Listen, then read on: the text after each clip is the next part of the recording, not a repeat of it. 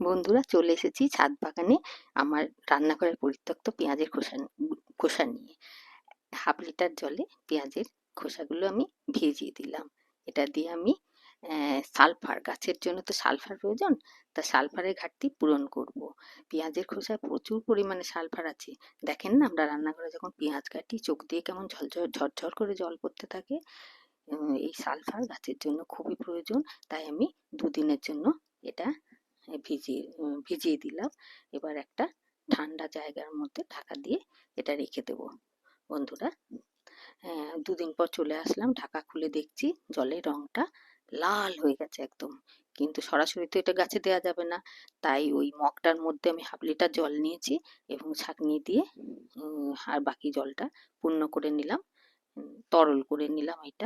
এইটা প্রত্যেকটা গাছের গোড়ায় গোড়ায় দেব। আর কিছুটা হলে পেস্টিসাইডেরও কাজ করে, যেগুলো রোগ পোকা লেগেছে সেগুলো স্প্রেয়ার বোতলে পুড়ে নিয়ে আমি প্রয়োগ করব।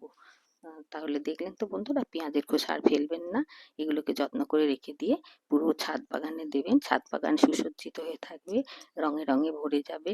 টাটা।